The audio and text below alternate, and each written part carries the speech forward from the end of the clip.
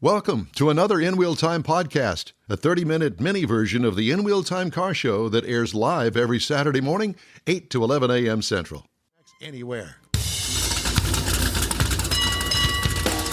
From the Sugar Shack Studios in Texas, USA, it's the In Wheel Time Car Talk Show, podcasting and streaming around the globe.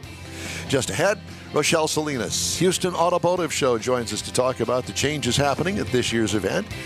Jeff brought his homework to class this morning and tells us what he found about EV battery disposal. And Conrad has a look at the upcoming racing events just ahead on the In Wheel Time Car Talk Show. Howdy, along with Mike out of this world, Mars, King Conrad DeLong. We always need more Jeff Zekin. I'm Don Armstrong, so glad that you could join us today. And joining us right now, not in picture frames, but on the telephone, as RoShelle Salinas with the Houston Automotive Show. Did you forget to pay the electric bill at the house? Uh-oh. I think she's still muted. And the phone bill. Yeah, we think that you're still muted somehow. Are you muted? Because we can't hear you. I guess I was. This is my first time doing a phone access. You know, I'm used to being on video, but I guess it's already frozen tundra in Houston, and my power went out. Oh, wow. Well, yeah, well, it's not frozen tundra yet, but I understand Monday it's going to be ugly, and I think that you really need to pay that electric bill before Monday. I'm opening the mail. I'm checking right now. Maybe I missed it. I think the kids will really appreciate it. But, hey, it's good. Oh, don't worry. They're freaking out. No, I'm sure. You got the candles lit? It's daylight. It's sunny. Okay. Exactly. So, RoShelle, lots of changes at the automotive show. And the first thing that I wanted to talk to you about, because the last time we talked, you weren't too sure yet about Stellantis and the Ram and the Jeep indoor drives and all of the stuff that goes along with Stellantis. And they have said, we're not doing the Houston show. We're not doing any shows. That is correct. In very unfortunate news, you know, we were grateful to have them for so long, and we're really empathetic to their situation, but it's still extremely disappointing that we won't have a Camp Jeep and the Ram Track at our shows this year, nor a full display of Chrysler Jeep Dodge Ram, but we will have a ride and drive. They are still conducting a ride and drive out front, so there still will be vehicles of those brands on site. It just is a little bit different this year, and you know, it's going to feel different and look different, but we're going to make the best of it. Yeah. Adjust. Are the dealers going to step up and bring some product? You know, when last time we spoke, we were so unsure of everything because we weren't getting answers, and it was still always a maybe, and we were being very optimistic. So they pulled out in such a fast, last-minute time frame that we didn't have a chance to get all 14 Chrysler Jeep Dodge Ram dealers together to be able to say, yes, let's do something. It's quite a feat to get that many people in agreement of something and to, put the funds forward and everything. So we did not have time to put the dealers display together, but we will have some vehicles there on display. And like I said, we'll have the ride and drive. That's good. So what other changes? Is Ford going to have a display? Yes, Ford, Chevy, Toyota, Mazda, Hyundai, Buick GMC, all of those will still be there. VW, Subaru, all of the typicals that we've had in the past, they'll all still be there. It's just the Stellantis brands will be missing in that factor. And Ford actually came in last minute with a surprise for us, and they are going to have a Bronco simulator on site. So that is new this year. That's new to all the auto shows. It's something that they just created recently.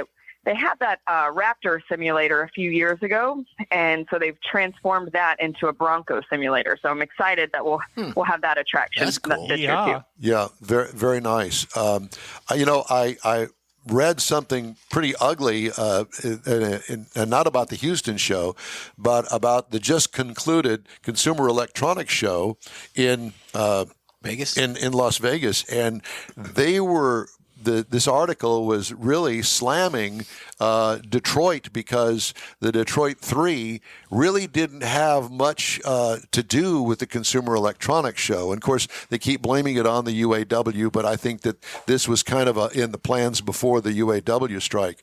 And the fact that they're not there just bodes well for all of the other manufacturers that did show there.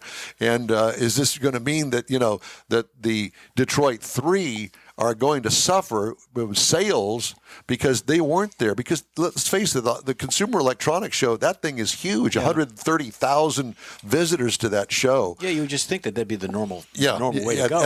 And, in the past, they've always had displays there. And the Chicago show, same thing. And especially with Stellantis pulling out of that. So it's a shame. I think that it's a transition period for a lot of car manufacturers.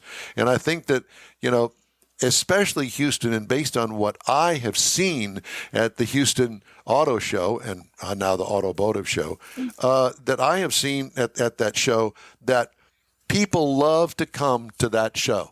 And it is a huge opportunity to show what the manufacturers have to offer at the dealership. There's no other experience like it. You can't, where else can you go and see all of the manufacturers in one place? And it's a huge draw. And to not attend, even if you don't have the huge displays and all of the millions of dollars that they put into those traveling road shows, you'd think that they would at least have something scaled down or something, Is it just me complaining again? Yep. Yeah, I guess it is. Yeah, it is. I mean, you're preaching to the choir, of course. I mean, this is a conversation that all of us auto shows across the country have every year and throughout the year. We have a big conference with all the auto shows together, and this is a reoccurring conversation. I mean, this is like my, 14th auto show. So I've been working in this industry for a long time. And, when I first started, it was kind of one of our biggest years in the auto show in Houston. We had almost 100,000 attendees.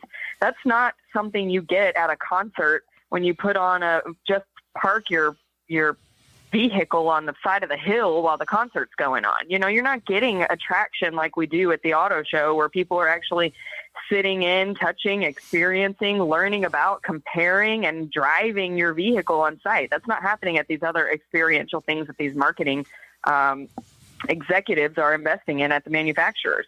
And so we're all talking about this, and it's a struggle to understand where the manufacturers are coming from and why they wouldn't want to participate in auto shows. And it's hard to communicate this, to the consumer on a daily basis as well, and to explain that we still have costs when we put on the show. We still have to pay for the carpet and the rent of the building and the electricity and the internet, and all of those factors are still, a cost to us. And that's how we have to put on the show. And we try to make it, $20 for 2 events in one is a pretty good deal for coming to look at all the, you're spending that in gas when you're driving around going to all the dealerships trying to comparison shop. So, for sure. We still think it's a good value and a good experience to come to the auto show. And, I've seen this influx back and forth of manufacturers over these 15 years that I've been doing this. And, they go away, they think that the auto show isn't worth it, and then they come back and they say, oh, you know what? It is worth it. Sorry, we didn't realize. And they come back again. So, I'm just holding on tight and making sure that, we're still providing value and a good experience, not only for the consumers, but for the manufacturers too, and making sure they're getting their leads that they want to get and connections to the people. Well, RoShelle, you and I both have been basically in the advertising business our entire careers. And one of the things that I learned early on is the fact that, somebody says, oh, well, we just can't afford the advertising. Well, no, you cannot afford not to advertise, because now's not the time to pull back. Now's the time to throw some more money at it and get even bigger and better, because, they've got cars stacking up on dealership lots now. I just read the story that inventory is now up to a 72-day supply overall. And so now would be the time to really hit it up, and the auto show's a perfect place. Especially in electric vehicles. Yeah, there you go. That's for sure. Yes, exactly. And one thing I was wondering about, you were talking about, with the OEM's perspective, the factory What I would wonder is, how long does it take them to get 100,000 people to come through a dealership to look at their cars? Yeah. Well, and the other thing you've done at the Houston Auto Show is you've kind of changed the dynamic of the experience of the attendees, because when I used to go to the Houston Auto Show in the beginning when I was working for Oldsmobile, we had salespeople working the floor, which could be a little aggressive trying to get the customer to come to them to buy the car. Now it's evolved into where it's more product experts, people who know a lot more about the vehicle and are less interested in getting you to show up at their dealership the next day. So the attendees get an opportunity to learn about the car as opposed to become accosted by a salesperson, so to speak. This is very true. You can't say accosted on the show. I just did. You did. You can't say that. Well, you guys have been attending the preview night for many years, and you know what that experience is like. And this year we're changing that a bit more as well. So I wanted to share that news with you. We're actually opening it to the public. It has been open to the public, but I think the word hasn't quite gotten around yet. But we've lowered the ticket cost. So this is now the first look social event. This is your adults only time to come to the auto show. So for $75, you're getting free valet. So you're not paying the NRG parking fee. You're getting valet. You're getting open bar. You're getting appetizers, DJ, photo booths, all kinds of entertainment, and you're getting to experience the auto show before the general public. So I think it's a good time for people that come on Saturday and complain that there's kids sitting in the driver's seat. This first look social event is the night to come to the auto show. And I will tell you that it is a very different event than the actual car show itself. Yes, the cars don't move. I got that. But to have all of that food out there and the booze, and it's a high-end event. Well, it's got a different level of energy because, everybody's there. It's more of a, I don't necessarily want to use party. Maybe social is really the better. Networking. Well, and the other thing is that there are a lot of dealership people there, sales managers, owners, that sort of stuff. You're going to see the guy from River Oaks Chrysler Dodge Jeep and Ram in his tennis shoes, and I'm sure he'll have some sort of display. But whatever the case may be, all I can tell you is that it is truly a different event, and I would encourage anybody that's watching that they need to really think twice, and perhaps maybe that would be the place to go. Get a babysitter, date night, step out. All you can eat and drink for $75. Heck of a deal. It is actually. Yeah, you can't get that. You can't get that at Perry's. I'll tell you that. So that's right. At $12 a margarita. That's right. Exactly. All right. Well, that's good. And that's going to be. Is that a Tuesday night? Yeah, it's going to be Tuesday from 5 to 8. On Tuesday, January 23rd. So get your tickets now so you can access that. Where do you get the tickets? HoustonAutoShow.com. We've got a special page dedicated to it. Scroll down, you'll find the image there of a fancy lady with her higher sunglasses on and sipping a martini, which really sets the tone for what is that an interesting picture. Did you pose for that picture? Yeah, that was me. That's all me. I was the inspiration. I love it. Well, how are things in the office? How's Wyatt doing? It's the last minute fires of an event. We've got a new ticketing company called Revving, and so we're learning all of the back end of that right now. It's a little stressful too, and just all the last minute stuff. But we're really excited. We're going to make the most of this year, and I'm glad this cold front is coming through this week instead of the week of the auto show, so that we can still get some news coverage and no one's afraid to come out in the sunshine, and it'll be a good week. So you're getting like Taylor Swift and you're dumping Ticketmaster, huh? Oh yeah, had to get rid of all those high fees. And I think a lot of other people are doing that as well. Yeah. A lot of venues are going away from Ticketmaster. I actually saw an ad. I actually saw an ad for Ticketmaster on the television this morning. I've never seen an ad for Ticketmaster. Anyway. Yeah, that's a first. Yeah. That's a first. Yeah. It's better when we can control the ticket pricing too, right? So now you can get your tickets at a discount. You can get them for $17 When you get to the show, it's going to be $20. And, earlier when we put the tickets on sale in November, they were $15. So now we can offer those discounts leading up to the show and then get to our actual ticket price during the event and be able to provide those. With Ticketmasters, we didn't have that adjustability either. So right now, go get your tickets for just $17. So you're still going to have the same old car displays out there in the lobby? Yes, we'll have a great classic display. I think we've got about 40 or so classic vehicles inside the show, and then a handful in the lobby. And then we'll also have a lot of custom vehicles this year too. We've got a little special area called Charlie's Customs with about 10 customized vehicles. And we'll have Van Sharks is going to be there with some outfitted Mercedes vans that they customize as well. So lots of fun stuff, unique items this year. Yeah, Ben Miller's going to join us next week to talk about some of that stuff in a little more detail. Very nice. Are they going to have the fishing tank again?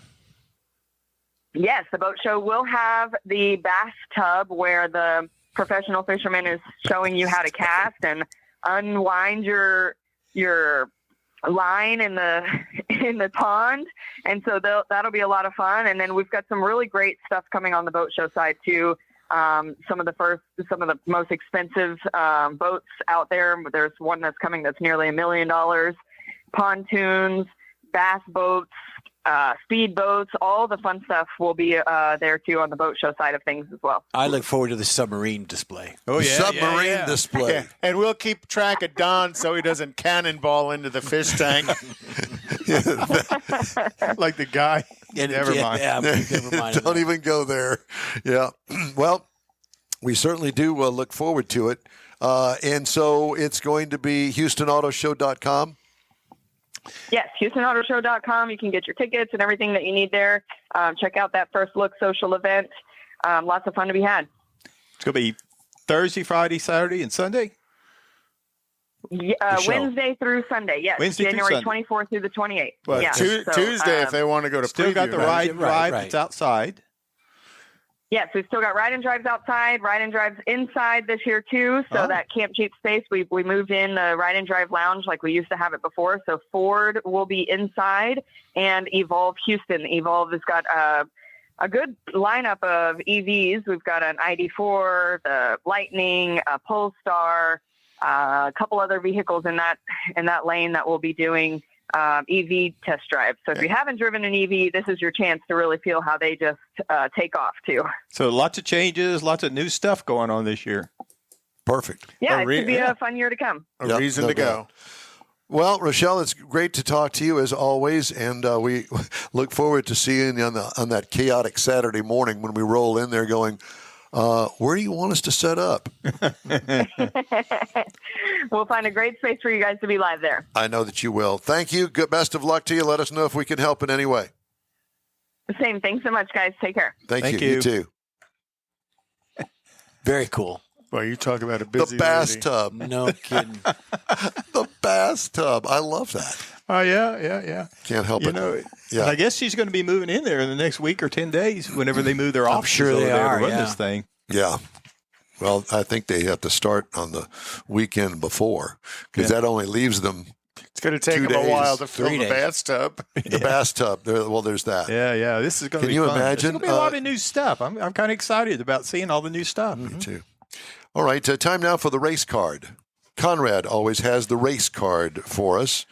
And we got the big Daytona race coming up next month. Yeah, well, 24 hours of Daytona. The next weekend is the Roar before the 24, which is kind of the testing weekend before the 24 hours. And then on the 28th of January is the 24 hours of Daytona.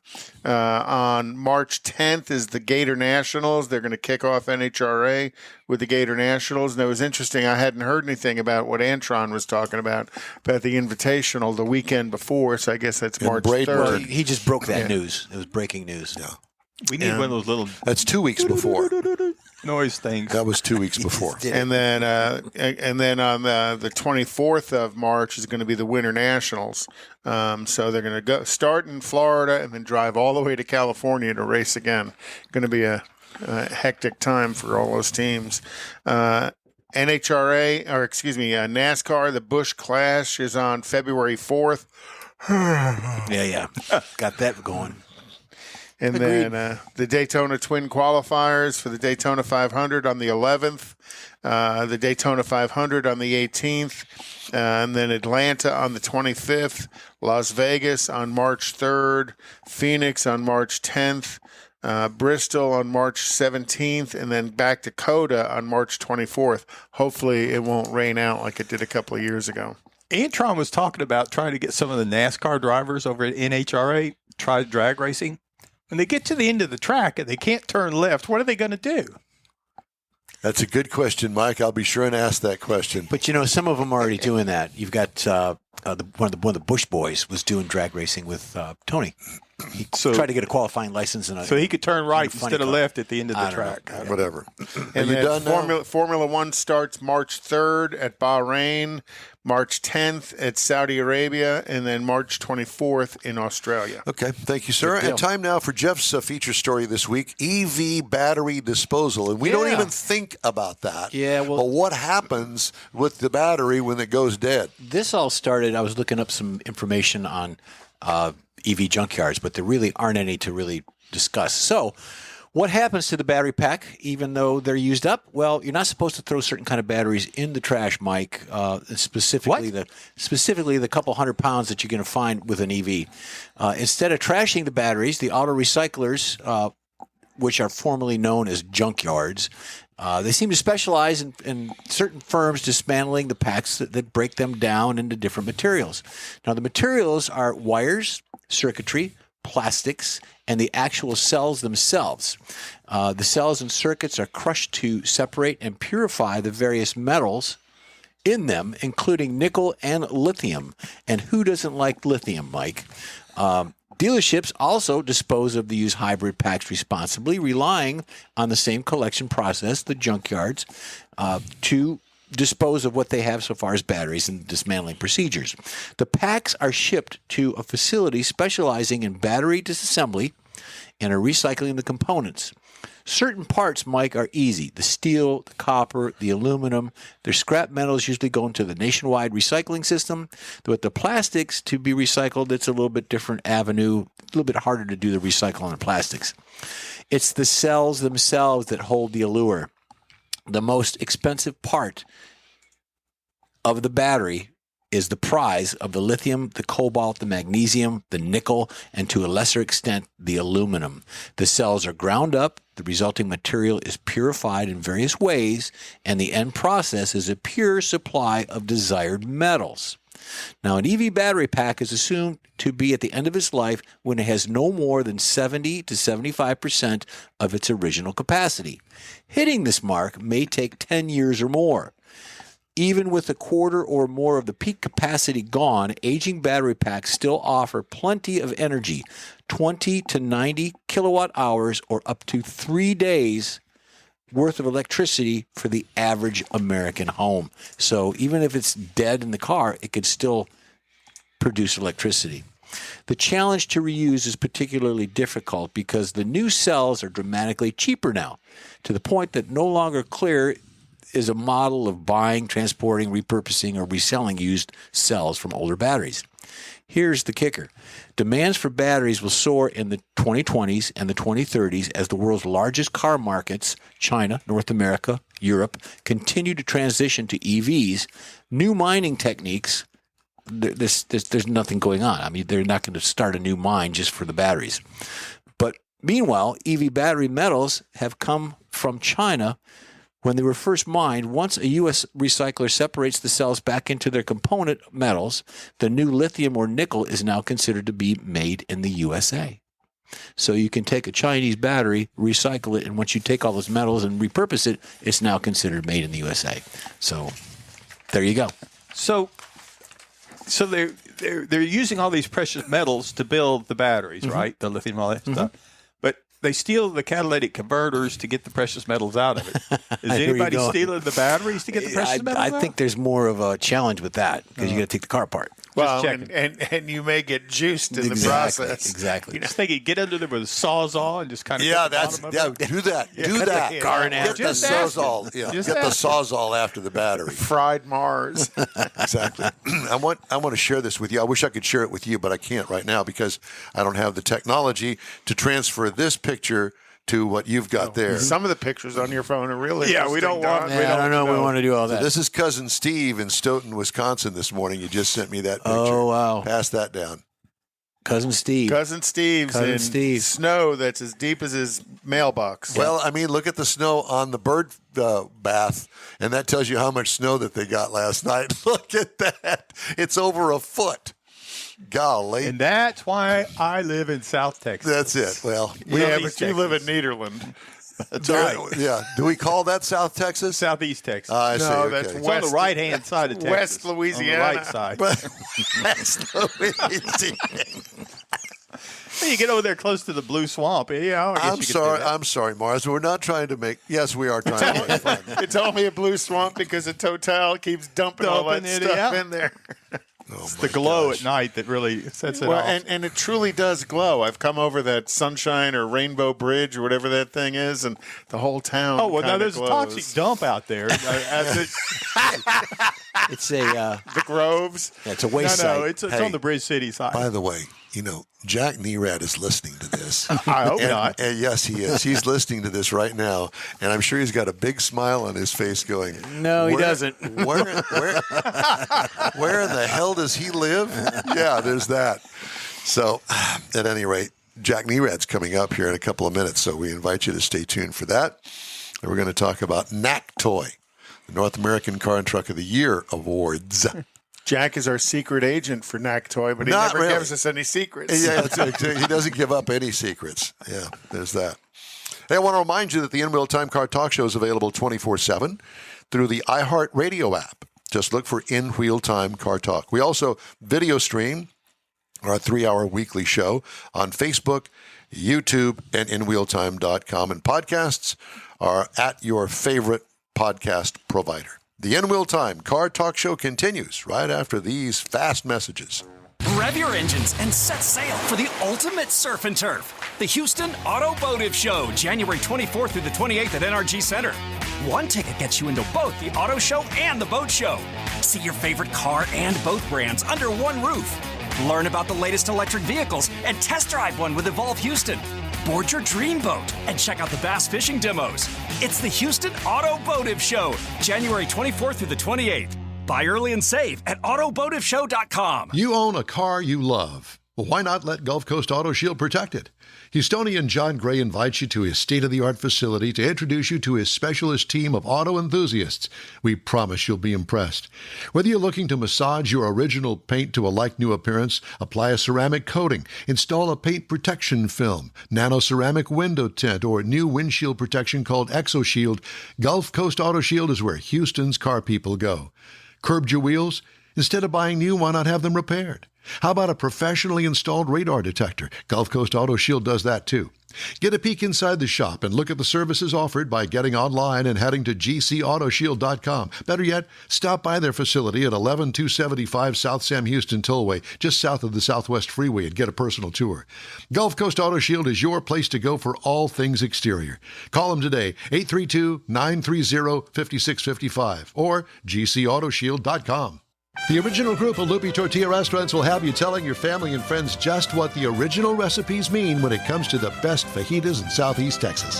Founder Stan Holt invites you to visit the original Lupi Tortilla near I-10 and Highway 6. Here's the original house that inspired the design of all the rest and the original charm that helped make Lupi Tortilla the go-to destination for Houston Tex-Mex. Speaking of original, nothing can compete with the original lime pepper marinade that everyone will agree makes Lupi Tortilla award-winning beef fajitas the best anywhere. Lupi Tortilla Katy is another location that gives you the same quality and service Houstonians have come to expect at Lupi's. It's located just off I-10 and the Grand Parkway at Kingsland Boulevard in Katy. Find yourself in Aggie Land? Head to the Lupi Tortilla in College Station, located just around the corner from Kyle Field. It's a great place to enjoy those famous frozen margaritas before or after the game. Headed east to Louisiana? Stop in at the Lupi Tortilla in Beaumont. It too's on I-10. You can't miss it. The original group of Lupi Tortilla restaurants invites you in for the best Tex-Mex anywhere. That's it for this podcast episode of the In Wheel Time Car Show. I'm Don Armstrong, inviting you to join us for our live show every Saturday morning, 8 to 11 a.m. Central on Facebook, YouTube, Twitch, and our InWheelTime.com website. Podcasts are available on Apple Podcasts, Spotify, Stitcher, iHeart Podcast, Podcast Addict, TuneIn, Pandora, and Amazon Music. Keep listening, and we'll see you soon.